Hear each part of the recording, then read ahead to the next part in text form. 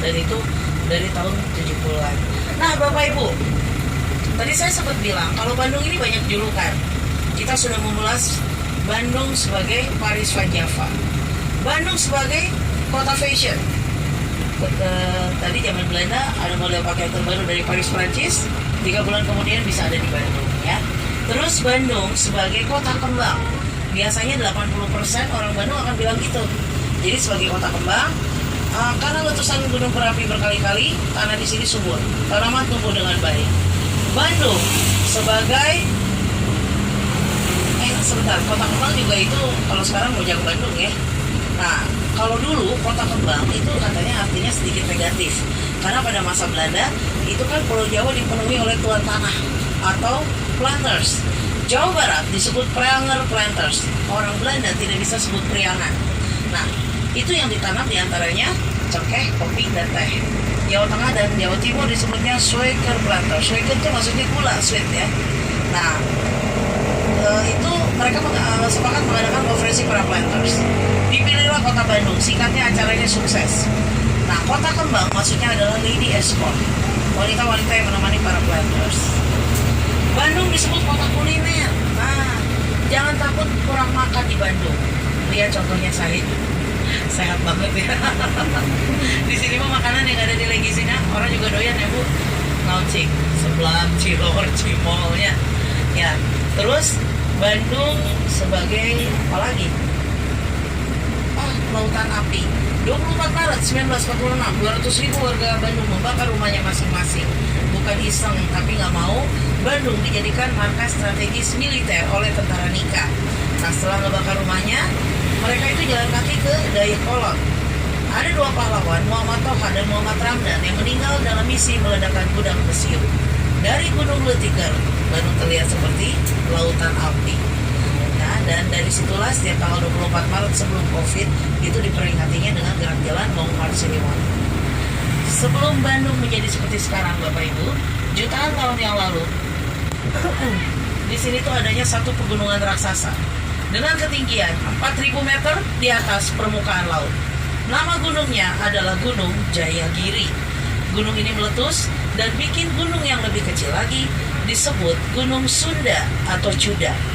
Sunda atau Cuda artinya putih bersih atau suci. Jadi Bapak Ibu, orang-orang Sunda mah para putih ya. Nggak apa-apa Bu, ayahnya putih tua sama putih kecoklatan. Ya, mesti ada kata putih yang penting eksotik gitu. Nah, kemudian Gunung Sunda atau Cuda meletus lagi dan bikin gunung yang lebih kecil lagi. Namanya adalah Tangkuban Parahu beserta kawah yang luas. Itu luasnya dari Bandung Timur, daerah Panjilkan sampai ke Padalarang. Nah, kawah ini dituruni hujan ribuan tahun sehingga menjadi danau raksasa yang disebut Danau Purba. Nah, satu dari sisi danaunya letak ini secara sederhananya aja. Air yang menurun sebagian menjadi sungai Citarum, sebagian lagi masuk ke satu gua yang tertutup oleh batu. Namanya adalah Sanghyang Tikoro atau Tenggorokan Dewa. Orang masih percaya kalau batunya terbuka, Bandung akan terendam kembali. Nah, sekarang kita tinggal di mana? Kita tuh tinggalnya di bekas kawah.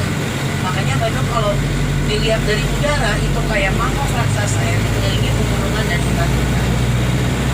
Ya, kita langsung.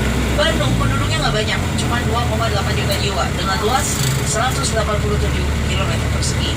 Tapi jangan salah, ketika weekend atau long weekend, Bandung ini ramai banget. Karena apa? Seperti ini adalah wisata kuliner ya. Ada bakso sultan.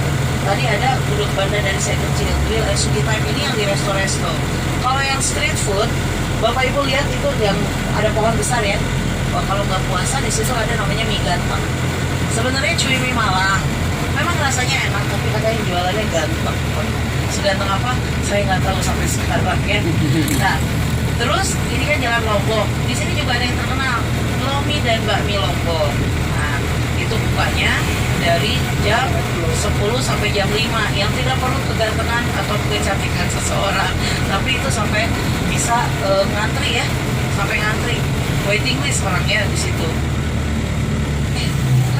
Alhamdulillah, tapi alhamdulillah belum pernah bisa beli, soalnya nggak bisa turun. Nah ini ya. Nah, kalau seberangnya ini yang lagi viral MS Glow. Betul, pernah ada satu cerita suami istri masuk ke situ, keluar istrinya glowing, suaminya geli. Jadi tadi aja. Ya, sekarang Bandung sebagai kota dari kuliner. Bandung wisata shopping, wisata selfie, wisata alam. Orang kalau ke Bandung tahu perahu kemana ke alam-alam ya, yang baru-baru aja dijajal. Dan Bandung sebagai wisata urban legend. Orang Indonesia masih percaya hal-hal berbau mistis. Kalau di tempat lain, tempat ini ada hantunya. Orang nggak mau lewat, di kita mah hebat. Disamperin, dicari hantunya, kalau bisa curhat. Lebih bagus lagi kalau si hantu bisa selfie. Rumah Kentang 1908. Pada zaman Belanda dulu ada seorang ibu yang goreng kentang di wajan yang besar sambil gendong anaknya masih kecil lagi sakit. Karena anaknya nggak bisa diam, tertera jalan kalau kata orang Sunda, jatuh ke penggorengan dan meninggal dunia. Kalau di provinsi saya nggak enak kalau pakai mic ya. Bukan di sini, sebenarnya di Jalan Dharma Wangsa. Tapi itu disebutin aja ceritanya, sejarahnya di sini. Mungkin ada sejarah juga ya. Nah, orang tertarik datang ke sini. Tapi jangan takut kalau bapak ibu makan ke sini, hantu-hantunya udah insaf jadi tukang goreng ya, sama pelayan. Pokoknya kru restoran lah aman. Nah, kalau pernah lihat jurnal Risa, ini tempat orang gantung diri. Yang katanya tali gantungannya dulu mah nggak pernah dilepas. Cuman sekarang kan dikembalikan ke bangunan heritage ya, dibikin lagi. Ya, ini tali gantungannya udah ada yang lepas ya. Nah, sekarang kita masuk daerah militer. Saya biasanya suka tanya, siapa yang mau jadi tentara? Banyak anak yang nggak ngangkat tangan loh. Kayaknya mereka pengen jadi YouTuber ya. Nah, ini adalah Kodiklat TNI, dulunya disebut Gedung Jaarbeurs, tempat bazar tahunan Belanda. Ketika dulu Belanda mengadakan bazar tahunan, penduduk pribumi mah nggak boleh masuk. Mereka dikasih tanah lapang di tanah seberang. Ini jadi Gor 82. Ini juga merupakan tempat konser artis-artis rock tahun 80-an. Iki Astria, Ikang Fauzi, Hari Mukti, Ahmad Albar di sini. Nah, sebelahnya ini adalah salah satu taman tematik, Taman Maluku atau Moluccan Park. Dulu taman ini ditakuti oleh para cowok karena tempatnya siang-siang para jeans berkumpul, malam-malam berubah pakai rok mini, pakai legging, pakai wig, pakai lipstick ya. Jadi gelis. Iya. Nah, sekarang sebelahnya ini adalah Malay Lekker The Commander. Ini rumah dinas dan kantor kerjanya Jenderal Belanda dulu. Yang tadi saya bilang tuh, jadi kantornya papa saya magang tidak Siliwangi. Kalau nggak apa-apa orangnya nggak dengar. Halu aja dulu ya. Nah, ini sebelah kanan saya, ini gedung putih ini namanya The Tasman Markas. Dulunya disebut Departemen van Oorlog atau Departemen Peperangannya Belanda. Seberangnya taman tematik yang berbayar, taman lalu lintas Ade Irma Suryani Nasution. Bapak Ibu, rata-rata taman ini dikunjungi 2 kali seumur hidup. Rombongan TK sama SD doangnya. Dulunya disebut Insulin the Park atau tempat baris berbaris tentara Belanda. Nah, sekarang saya mau cerita satu lagi, cerita urban legend. Ada yang tahu nggak hantu Nancy? Nah, hantu Nancy ada di sekolah ini, SMA 3 dan 5. SMA 3 dan 5 ini udah tua umurnya ya, karena dibangun tahun 1916. Nah, ini adalah sekolah khusus anak-anaknya para perwira Belanda. Ada seorang perwira Belanda menikah dengan wanita pribumi, punya anak, sebut aja Nancy. Nancy ini semasa hidupnya cantik, suka anak-anak dan baik. Ya, tuh lihat, bentar sih dulu. Ada pesawat ya, tapi jangan pengen naik karena nggak akan bisa turun. Sekarang taman lalu lintas sudah lebih baik ya. Nah, Bapak Ibu, saya lanjutkan. Nancy ini punya darah pribumi, makanya dia dibully sama teman-teman Belandanya. Sebenarnya dia punya nama Indonesia, tapi ketika kita panggilnya, kita tanya namanya, dia nggak mau ngomong. Nah, si Nancy ini akhirnya didorong dari satu jendela sama 3 temannya dan meninggal dunia. Konon katanya itu jendela SMA 5 ya. Satu jendela di SMA 5, kalau dibenerin dia rusak lagi nggak bisa tutup. Sekarang kita ambil positifnya, mungkin si Nancy Hardarulen nggak bisa ngomong, tapi emang benar sampai sekarang Nancy-nya masih ada. Nah, ini SMP terfavorit kedua di Bandung, SMP 2, yang sebelahnya SMP 5. Terfavorit ke-1, SMP 2 dibangun tahun 1913, SMP 5 dibangunnya tahun 1920. Nah, Bapak Ibu, Bandung ini punya program namanya 7 Fun Days in Bandung atau 7 hari yang menyenangkan di Bandung. yang dibikin sama Kang Emil dari zaman beliau masih jadi wali kota. Cuman memang sekarang sempat berhenti karena COVID ya. Hari Senin, hari bebas bayar Damri buat anak-anak berseragam sekolah. Nah, nanti Bapak Ibu kalau suatu saat pengen lah biar anak tahu gimana rasanya naik Damri. Kalau pengen gratisan jangan nyamar pakai seragam SD. Ketahuan banget bohongnya ya. Hari Selasa itu adalah hari tidak merokok atau hari non-smoking days di lingkungan pendidikan. Hari Rabu disebutnya Rabu Nyunda. Nah, ya Rabu Nyunda. Terus hari Rabu juga ada hari bebas makan nasi. Jadi dianjurkan wargi Bandung makan makanan lain selain nasi. Tapi kan susah ya, seperti jagung-jagungan dan umbi-umbian tidak dimakan. Orang Indonesia nggak bisa lepas dari nasi. Makan siang kamu udah makan baru bakso dengan kamu pingsan. Hari Kamisnya adalah Kamis Inggris. Jumat dimulailah Bicycle Days, Jumat Sabtu Minggu. Sabtunya Car Free Night, 2 minggu sekali di Jalan Soekarno sebelum COVID. Dan hari Minggunya Car Free Day di beberapa titik di Kota Bandung.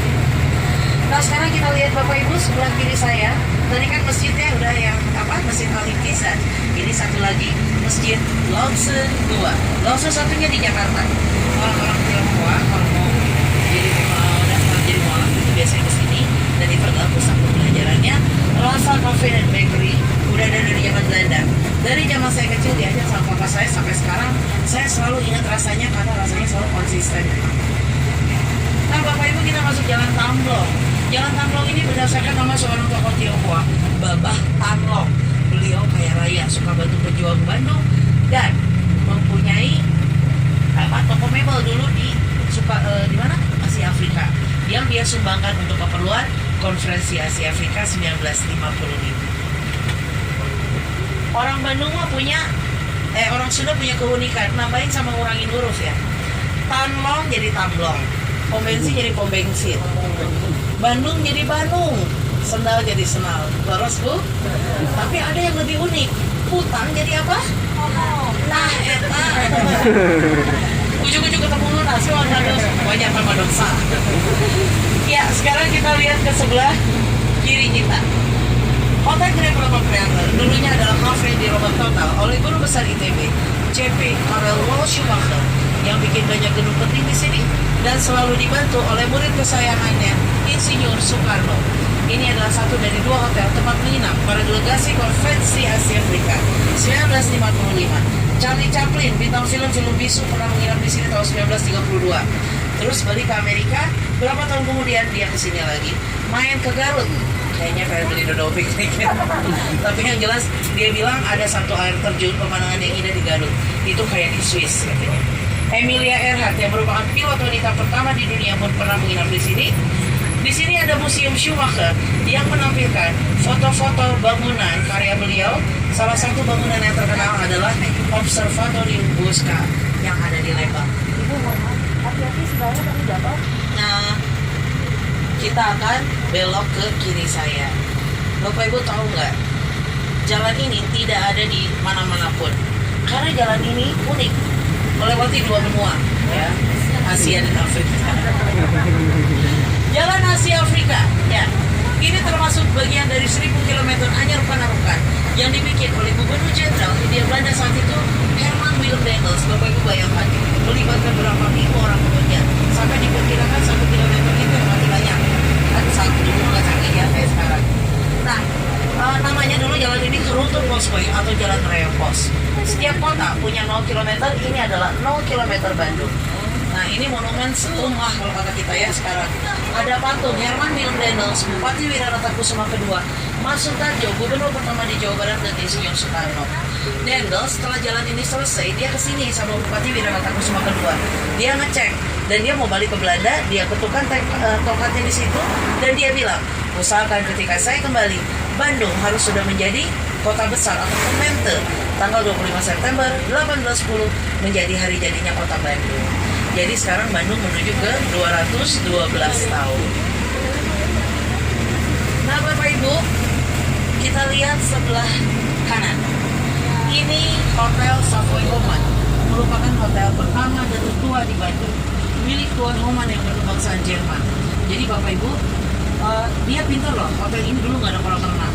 Kalau orang mau berenang harus pakai kereta kuda ke Ciamplas yang sekarang jadi apartemen Jardin. Itu kan pemandian ya. Itu kolamnya dia. Jadi kan orang pakai kereta kuda nih bayar. Terus ke masuk kolam renang bayar tiket, pulangnya bayar lagi, jadi double duitnya ya. Nah ini Museum KAA dibangun tahun 1825 dengan nama Sociëteit Concordia, tempat dansa-dansi Belanda. Nah Bapak Ibu, diambil Soekarno 1954, 1955 29 kepala negara berdiri di sini dalam acara konferensi Asia Afrika. Jangan salah, tadi saya bilang Bandung banyak terowongan dari sini menuju ke UPI, tempat kabur, penyiksaan, suplai makanan dan senjata. Wah, hantunya pada nggak ada. Aku lagi mendandan mungkin ya. Ya, kenapa hantunya? Wah, sorry. Bapak Ibu jangan salah, jalanan ini ramai karena 3 karakter. Hantu, kartun, dan superhero. Yang biasanya kalau melihat hantu yang di Bandung jerit-jerit, tapi kalau di jalanan pengen difoto. Hantu di sini unik, nggak takut sama ayat kursi, surat yasin maupun kitab suci lainnya. Karena dia lebih takut sama hujan sama Satpol PP. Kalau hujan makeupnya takut tutur, kalau sama Satpol PP pilih diciduk. Cantik banget deh Bu. Ya, sekarang kita melewati alun-alun kota Bandung. Bapak Ibu, Belanda dulu bikin alun-alun punya sistem catur gatra atau 4 titik yang berdasarkan sistem kerajaan Mataram. Titik pertama pendopo, rumah dinas wali kota Bandung. Titik kedua pelataran alun-alun sama musim raya Bandung dibangun tahun 1825. Dulu ada tempat pemacuan. Titik ketiga pasar yang tempat kesana penjara banjir. Nah, dulu di alun-alun Bandung ada pohon beringin 2 kayak di Jogja. Pohon beringin adalah bentuk kekuasaan pemerintah setempat. Cuman sama Jepang itu ditebang tahun 1942.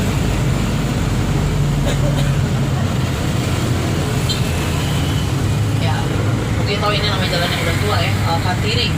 Nah, B-nya Bumi Putra atau Pribumi dan C-nya adalah China. Ya, sekarang kita kalau ke kiri saya masuk pasar baru ya. Ya, pasar baru itu surga belanjanya domestik maupun Malaysia biasanya.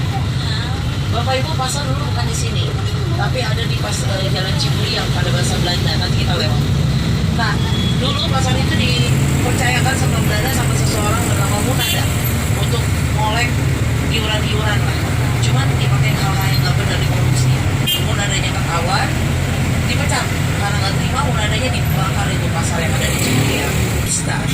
Nah, Otista ini adalah seorang tokoh dari Jawa Barat, tepatnya Dayakolot, dengan julukan si Jalak Harupat, sejenis sayap tarung. Nah, beliau juga merupakan menteri dalam kabinet pertamanya Bung Karno untuk urusan dalam negeri. Tugasnya mengurus para laskar. Ada beberapa laskar yang tidak puas dengan kinerja beliau, membentuk laskar hitam, menculik Otista. Otistanya dibunuh, mayatnya dibuang, jadi nggak pernah ketemu. Tapi pemerintah bikin monumen. Kalau Bapak Ibu dari farmhouse belok ke kanan mau ke Lembang sekitar 400-500 meter, itu ke seberang jalannya ada tulisan MPN atau Iskandar Dinata untuk menghormati beliau. Kalau tadi kita Kaum itu Cibadak, lurusannya ke jalan Jenderal Sudirman ya, ada Sudirman Street, tempat kuliner. Ini tempat makam para presiden Bandung atau besar ya, Bupati, dan makamnya pahlawan emansipasi wanita dari Jawa Barat, Uriang. Jadi sebenarnya kawasan ini udah kebakaran 2 kali. Dulu zaman Belanda 100 tahun lebih yang lalu, dan hampir 45 tahun ya, hampir 5 tahun yang lalu, King Shopping Center. Nah, gimana Bapak Ibu, senang naik bandros? Alhamdulillah ya, di sini juga disebut bandros permen atau bumper karena warna-warni.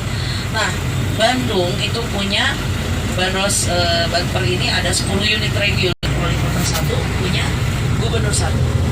Kami di sini bekerja dari jam 8 sampai jam 4 sore, tapi karena puasa kita bekerja dari jam 10 sampai jam 6 sore. Silakan di hotel, di rumah, ataupun kita ketemunya meeting point-nya di shelter. Selama masih dalam kota Bandung, karena ini kan khusus. Kalau Bapak Ibu minta dijemput di Cicalengka, Lembang, insya Allah pulangnya ke Rokan. Sakit badan.